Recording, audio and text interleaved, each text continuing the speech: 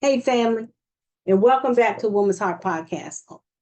I'm so excited you're with me. Today, we're spotlighting a remarkable woman. So, I want you to join me as we delve into the intersection of science, spirituality, and self-discovery. Oh, yes. And let's take a journey together as we listen to a woman who is skilled at taking her clients to healthier, more empowered lifestyle. So I encourage you to keep listening so you can get your blessing. Hi, and welcome to Woman's Heart Podcast, a wellness lifestyle podcast. I am so excited you're joining me for another empowering message because today we have a truly inspired guest, Miss Cindy Edington. And Cindy is a 44-year veteran in the preventative medicine and health wellness industry. That speaks volumes, Cindy. That's awesome.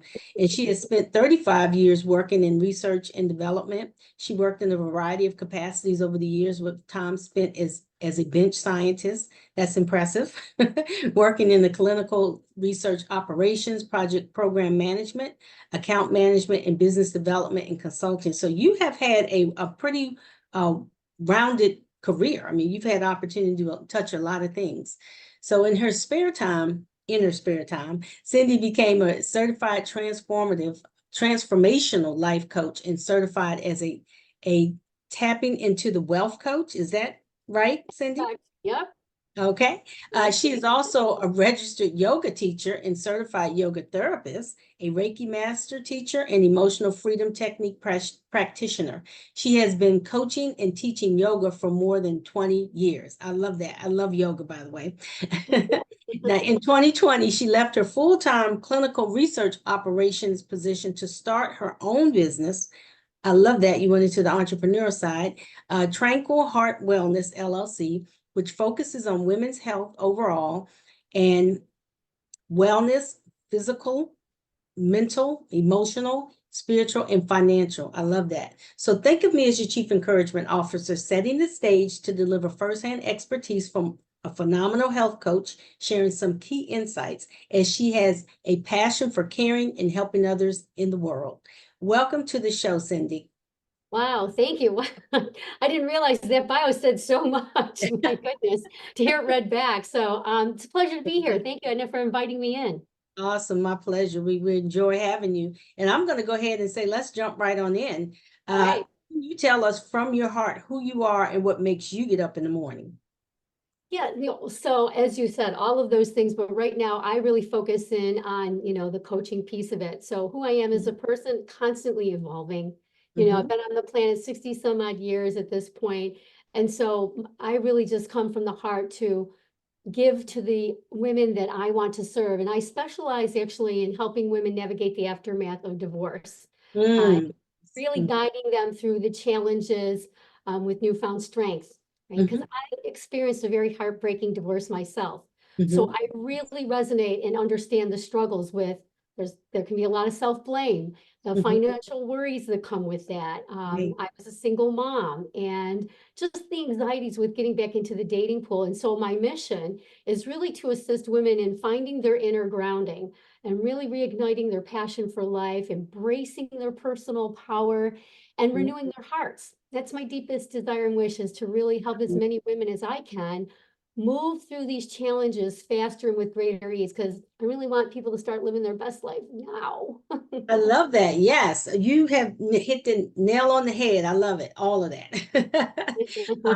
The transition to go through a divorce. I also went through a divorce, and yeah, some struggles that come along with that after the aftermath, post divorce. So I'm glad that you're doing that and helping women through and transitioning. So let's ask this other question. Can you share a bit about yourself and the journey that led you to your current work and passions? What led you to this work? What made you decide to pivot, resign a job after so many years and decide to open up your own practice? Well, so again, this is all the passion work, right? So the passion work came from the divorce. It's really interesting because when I went through the divorce, again, single mom, left with a small child at the time. So, and I didn't have a lot of resources, and I didn't have a lot of support as well. And for me, I really was feeling, unworthy, broken, not good enough, very scared and alone. And again, with little resources and little support, I really had to like get resourceful. I'll put it that. Right. And so one of the things that I love to do at that time is that I really like to go to the gym and I like to work out. And that was a way for me to kind of like de-stress from like a, a busy day or stressful day. Right. And so, I'm like, okay, I just got thrown this lemon. And my whole attitude has always been like, how can I turn this into lemonade, so to speak? Right. I love it. So I looked for the win-win-win. And so I was like, okay, I'm going to go get certified as a fitness instructor. And so this way I can get a free gym membership, Right. teach a class and get paid for it. Mhm. And again, release stress in a really healthy way. And they had a little mini daycare, so I could actually take my daughter. So it was like win-win-win all the way around. Well, that one little step was like the first step in a journey that took me all the way to where I am right now. So that actually is the very beginning. Wow. Fast forward from there, I was introduced to yoga by a colleague, and I'm always interested in growing myself and learning new things. And so I went to this yoga class, and it was Kundalini. And I sat in the class, and it wasn't very active. We literally just sat there in an easy seated posture, and then we chanted. We did some breathing exercises. We sang a song, and at the end of the class, we ate an apple. And I was like, I was like, this wasn't really a workout that I was used to. But I'll tell you, when I got up and I walked out of that class, it was like I was walking on air. And I had never felt like that. And I had like an aha moment then, and I realized all of my self-worth, all of my validation was coming from external sources. And that was such a huge moment for me, because the yoga is what led me then to do a lot of internal work. And I really needed to do inner work for myself. And so I was like, I need me more of this. And so then I ended up, becoming a registered yoga teacher. And so again, teaching for like 25 years. It's been 25 years this year I've been teaching yoga. And as that, again, progressing forward, I'm giving a little lay of the land here is like how I got here right now. My clinical research job, or I should say my research job, loved it. I was at one company for 19 years. I kind of grew up there, and they were taking the jobs away. Okay. Yeah. So we were going through one of those kind of like mergers, and all the jobs were moving to a different part of my state. And I could have moved with them, but my daughter's father was based here, in Rochester. And even though it was a heartbreaking divorce, and, I just knew that my daughter still needed to have her father in her life, and I didn't want to take her away from him. So I made a decision to stay, and I pivoted and moved to a different job. But in the meantime, one of my friends was like, "Why are you losing your job, Cindy?" She's like, you should go be a coach. Because you saw that already. Yeah. Right? I'm like, and she's like, because everybody kept coming to me. And I think it's because, I had been teaching yoga now for a bit of time, and I was doing all the self-work on myself. And all of my colleagues would come in and sit down because they knew I would give them space. I would save space for them and create a non-judgmental environment for them to come in and like, just have somebody listen to them, and so I said, okay, that sounded great. So I ended up enrolling in a coaching school. I went to Coach U, was like a 2.5-year program back then, graduated from there. And I actually had started a little side, coaching practice at that time. And deep in my heart, I was like, I just knew that I was a coach at heart. And I really wanted to like take the leap into coaching full time. I was too afraid. I was afraid of the finances. Because it's a transition. It was a difficult transition for me to make. And so, I was like, I'm not going to do that at this time. And so I'm coaching it on the side. I'm teaching some yoga classes. I'm still doing some fitness classes as well. Fast forward again. And it's about 12 years ago, back 25 years ago, yoga was like this woo-woo thing, right? There was, wasn't, people were like, this is kind of crazy. Well, now, fast forward, right? it's a big deal now. And everybody's like, I There's a need to yoga get studio on every grounded. corner, right? Right. And I need to get grounded. Yes. Hmm. so about 12 years ago, though, yoga therapy came onto the scene. And, I just knew that I wanted to give more to those who couldn't come to a regular class, even beginner classes. There were so many people out there that needed more. And Right. to me, yoga was more than just the asana or the movement piece. It was looking at a person holistically. Yeah. And so I, went and got trained and get certified for that. And this is where I had another like heart opening event. Because Mhm. the heartbreaking event to me was the beginning of heart opening. Right. And so I went and did some training, and there was a man who was a yogi who was doing yoga for grief relief.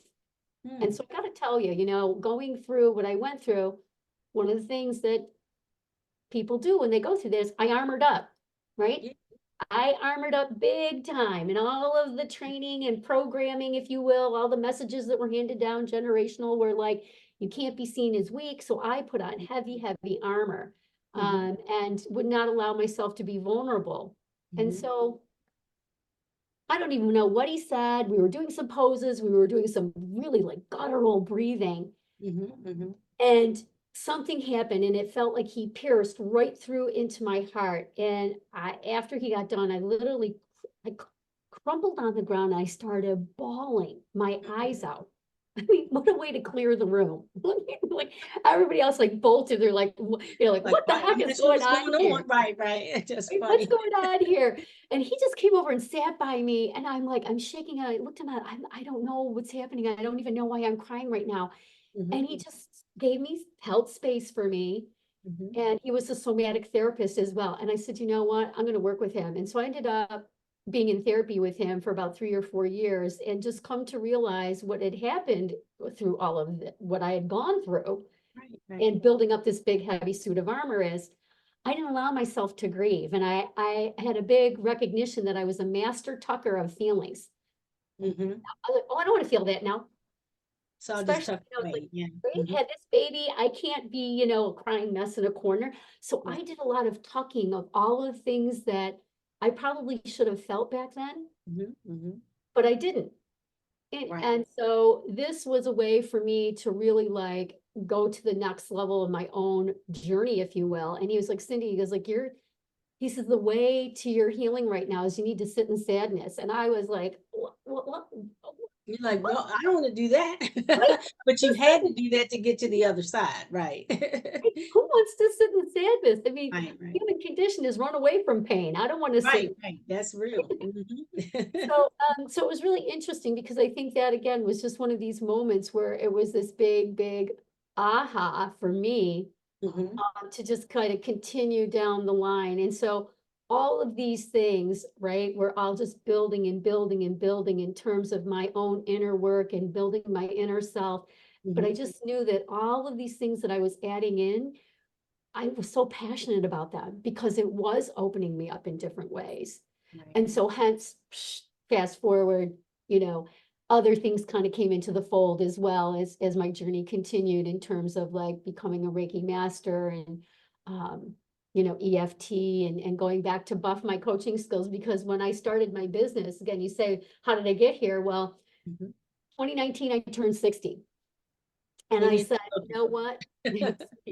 Yeah. You're welcome. Um, I turned 60 and I was like, you know what? I had been talking for years that I just wanted to do the things that I wanted to do, the things that filled my soul. And, don't get me wrong, the clinical side really fed, there's a yin and a yang to me, right? It really fed my intellectual brain to a certain, the science brain of me and like experiments and trying to figure things out. And I like that. But I just got to a point where I was like, I just want to spend time doing more of this really, truly heart-centered stuff. Because Connection. that's Yeah. right. That's who I Hmm. felt that I was at my core. I mean, I feel we all are, right? I feel at our core we're all these beings of love and light. Right. And so I just wanted to express that more. Plus, I was remarried. I got a wonderful husband, and I felt safe, right? Because I was a single mom for a really long time, and I just did not feel safe when I first did the coaching, program. I still was a single mom, and to jump Mhm. into entrepreneurship, I just felt like I literally was like, I can't do that. It's not the right time, right? I Yeah, still was supporting my yeah. daughter, and it wasn't the timing. So 2019, it was like, she's off and married now, right? She's got her own Like thing she's going, good. right? Yeah. She's good. I don't have to do anything else. Yeah, I So I think when you go through that process too, I think it has a lot to do, Cindy, with being risk adverse. When you're in a position where you're the only breadwinner for the family and that kind of thing, you kind of have to shift to that place. But then what you just said, being able to say, oh, okay, well now she's grown, she's has a child, she's married, she's gone on with her life. Let me go do this thing. You don't have to be so risk adverse. Yeah, absolutely. And so that's why I jumped in. Initially, I actually thought I was going to be doing yoga therapy full time, and COVID hit. Yeah, And so I had to pivot. And so I was yeah. like, coaching was really something I absolutely love. So I buffed the skills. And so I did another year program, and that's where I did the tapping into wealth coaching. And so Margaret Lynch Ranieri has a beautiful program for that. And I Mhm. just learned so much again from her in terms of really looking at the message, all of the messages that we receive, right, in Mhm. terms of generational, and there's so many negative messages out there for women in general, but it really hit home in that program of how much we take in. And as a yogi, I understand this too, from age 0 to 7, we're sponges, right? We're taking in We're all of taking this. it all in, and anything our parents are doing, we're taking that in because they're only giving us what they know, right? And their parents gave them what they know. So if they're talking about money a certain way and any wealth, then we're taking that all in. That's how we're perceiving it. We're receiving it the Exactly. And same as you say, way. the risk adverseness, oh, I Mhm. had scarcity mentality big time. I mean, I Right. come I from think we all go through that. humble beginnings, my parents didn't have a lot of money. We grew up that way. Right. And there was a lot of negative messaging about people who had money. Okay, honey. So Mm-hmm. to me, it was a big block. And so it was a whole year program. Oh my gosh, it was so rich. And it really helped me to see more of like my blocks, my personal limiting beliefs were starting to come to the surface, and just really seeing them was like, wow. And so being able to then work through that, and gave us a bunch of tools that to how to actually do that, and EFT being one of them. That was like one of the main tools that we used Mm-hmm. to actually work through that. So yeah, so a big, huge journey. I know it was long-winded there, but I wanted No, to give you that's some. good. That shows how you went from where you are to where you are now, Yeah. And your mindset had to shift because unless your mindset shifted, you could not be where you are right now. So you were in the process of a personal growth journey. I love that. Really. Absolutely, absolutely. So, Cindy, with your extensive background in various areas of research, how has your experience as a bench scientist and clinical research operations influenced your approach to coaching and wellness? Interesting question. I think that, again, all of that, I think I've been coaching for like ever, right? Because again, I just, some of the things, some of the greatest assets, just in terms of the messaging that came down were, being able to be adaptable and flexible, and, building rapport and establishing relationships with people. And as you noted, I was able to like basically wear lots of different hats. I felt so fortunate to be able to wear so many different hats in my career on the Mhm. research end of things. Mhm. And I think that is a real good gift that I could bring forward into what I do now. Plus, a lot of my major skill set, again, being able to build rapport and everything, was, project management. They always put me, I was always like in teams and The helping project teams out. manager. Yeah, Yeah. so I mean, it really literally translates right over. Plus discovery, right? Everything is discovery. And when I was a bench scientist, I'm working on the bench, we're in the lab, we're experimenting. And so that's what it's all about too, is like trying on different things and seeing like what works for you. Because what works for me might not necessarily work for you, to like have you have a greater awareness. So to me, even though it's kind of like the yin and the yang, it really sweetly dovetails in. And that's what I kind of see that I pull in terms of that experience into what I do now. That's good. I love that. So you can draw from your own those experiences and be able to bring it into your practice. That's good. Yes. So with your certifications and being certified as a transformational life coach, tapping into the wealth coach and yoga teacher, and Reiki Master teacher. How do these diverse certifications converge in your approach to supporting women's overall health and wellness? So again, I'm looking at different angles, right? I mean, that's the beauty of it. All of these different modalities, if you will, Mhm. uh, there's a lot of different techniques. And so I really feel at this point that I have this beautiful set. It's like the tools in the tool belt, right? I've got a really nice set of tools that I can draw from because each individual, is different in terms of like what resonates with them. And so, like I use tapping quite a bit, EFT, I use that quite a bit Yeah, I've with heard my about coaching that. clients because, and then I go into my science brain, right? Mhm. And yoga brain, because literally when we're in fight or flight, again, Mhm. what a lot of times if we're anxious or we're scattered or we're overwhelmed, we're in a fight or flight within our nervous system. So again, the science part of my brain is like, hey, when that happens, we're not in our most rational thinking brain anymore, right? Mhm. The blood's rushing to the extremities where, we're literally blood's rushing away from our prefrontal cortex. Right. So if I get sciencey here, this is physiologically what's happening. So then how can I bring that person back into a grounded state? And so Mm. yoga breathing, I might do a guided meditation with a client. I Mhm. might do some tapping. So we'll try different tools or different techniques so Mhm. that they can feel more centered within themselves, but then also more clarity. Because when you come out of that fight or flight, now you have increased awareness. Now you can tap into more of your creative leadership energy. That's how I like to talk about it. So we I can like come that. into that creative leadership energy. And what a beautiful thing to do. So again, I just look at it as that, I've been guided. I mean, I truly believe, however you want to describe it, source, God, the Mhm. divine, spirit, universe. I just feel that all of these things, because I've been so open and want to be a heart center, this is who I'm becoming and want to continue to become. Things are coming into my pathway. And so all of these things I look at is really great gifts then that I can bring to the table to whatever client needs them. So that's kind of how they all, I feel, dovetail into one another. They are. They kind of all just are right there. It's like different capabilities you can just pull from, depending on the client that you're coaching. So that's very helpful, extremely Yeah. helpful. So with your passion and it lying in supporting women who have been through divorce, can you share with us some key insights or strategies you provide to women who help them who you can help navigate through the aftermath of divorce in a healthy way? Like what are some Yeah. of the things that you Yeah, leverage? definitely. So again, most of the women I work with, the first thing is self-care. Mm, I mhm. think when you're divorced, especially if you're a single mom, I mean, all of your energy goes to everybody else. Yeah. And so, I give them again a safe space where they can come in and feel like they're supported.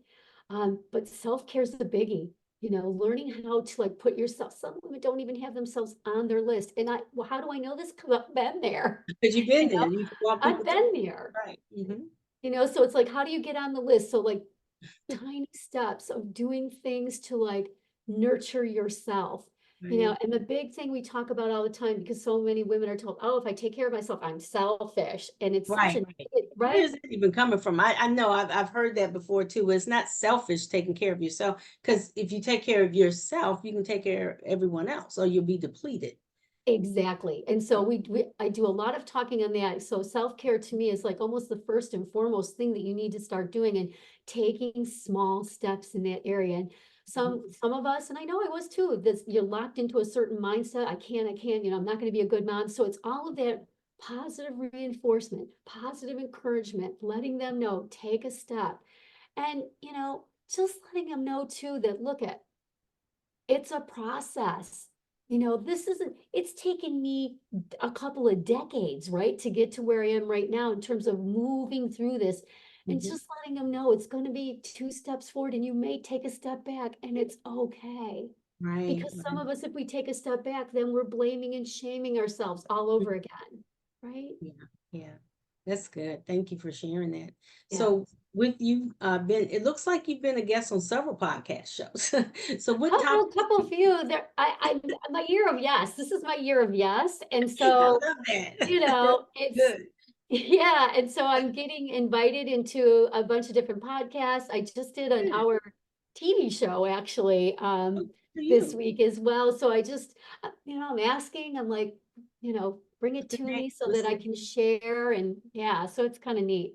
So what's the topics do you find most valuable to discuss regarding women's health and wellness, and what impact do you hope your podcast appearances have on the shows? Just letting somebody else know that, again, I share my personal experience. We shared a little bit of this today. Just letting other women know you're not alone, right? I think that's such a big thing is sometimes when we're in it, we feel like it's just us. And so your scenario, I equate it this way, I might be an orange, you might be, an apple, somebody else might be a banana, but we're all fruit. So the themes, our scenarios are all going to be different. The story may be a little bit different, but the themes are all the same. So just letting people know, letting women know that, you're not alone. I think that's a big one. I've talked about forgiveness, vulnerability, talking about loss. And how do we navigate through these things? How do we transition into a new paradigm? How do we shift from surviving into thriving? And just the things that, things that you need to kind of like think about. But I think the biggie is just letting women know that you're not alone. You have some, and women nowadays have so many more resources. I mean, I'm going back, my divorce happened like 30 some odd years ago. And at that time, it probably wasn't a lot of resources out there, and then being able to navigate that landscape by yourself. And, I think you mentioned that you didn't have a lot of family support at that time. So yeah, my family lived a couple hours away. So, I had some girlfriends here, but even that, they were married. So, it's, again, and there wasn't a lot, we didn't have podcasts, we didn't have the internet. I think this is crazy, right? Crazy when you think about it, but we didn't have the internet. I mean, we didn't have cell phones back then. So it's really kind of interesting how much, technology and everything has moved forward in a really wonderful way. I mean, I look at technology as a dual-edged sword. There's some negatives to it too, but I mean, there's so much more, I think, out there for women. And so again, just being able to be more visible. Like I said, this is my year of yes. So, I was a little nervous to be visible and come out and speak and talk about my journey and where I've been. Yeah, but I've been through and who I'm becoming. And so this has been, again, a big, okay, here I am. Awesome. I'm loving that you said this is your year of yes. I'm going to use that this year of yes and just say yes to everything. Yeah. And go with it. I love that. So can you share your information with the audience, Cindy, just in case someone would like to reach out to you for further conversation? Absolutely. So you can reach me. Well, first you can just email me. That would probably be the quickest, easiest way is just email me. And that's I'm at Cindy at Tranquil Heart Wellness. That's all one word.com. So you can reach me there. My website is www.tranquilheartwellness.com. So you can do it that way, or you can actually, I'm going to give out my phone number. You can call me. I'm at 585-703-9244. However, I'll tell you this, if you call me, leave a message because otherwise it's going to look like spam and I'm just going to delete. Right. So just make sure you leave me a message, but you can, the website's being revamped right now. It's still open, but you can contact me. You can contact me through the website as well. So whatever way you feel comfortable, basically. Plus I'm on social. I'm at Tranquil Heart Wellness. I've got a Facebook page. You can reach me on Insta. I'm on LinkedIn as well. So any way that you want to, link in with me, you can link in that way. I'm on WhatsApp as well. So lots of different ways you can connect. Awesome. Now, Cindy, how did we meet? Remind me, was it LinkedIn or was it Alignable? Alignable. I think we met Alignable. on Yes, I was thinking, Alignable. we met on Alignable. And Alignable is another great platform. I'm just put a plug in. Yeah, please do, because Another great it's platform to meet wonderful. It's people, right.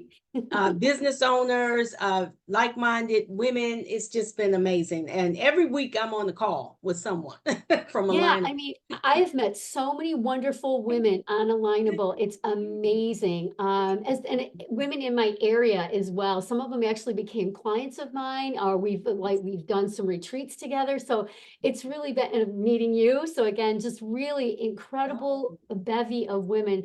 And I think we met through the women's solopreneur group. So that's another just beautiful group of women that supporting one another. So yeah. Yeah, I love that. I love that and there's so many more out there. I mean, that's just one, right? It's Exactly. So thank you for being on the show. And so you are overcomer, coach, and business owner. So what's next for Cindy? Just to still become, I feel like I'm still in becoming. I look at my journey as a past of survival, a present of self-actualization, and a hopeful future of transcendence. I mean, I just want to continue to unfold, to really unfold. And I don't know where it's going to take me just yet. I'm just going to follow my heart, and wherever it leads me, that's where I'm going to go next. Well, thank you so much for being you, Cindy. And it's been a pleasure having you on the show today. Oh, And thanks thank you. again for saying yes. Yes. Thank you so much for having me, Edna. Such a pleasure.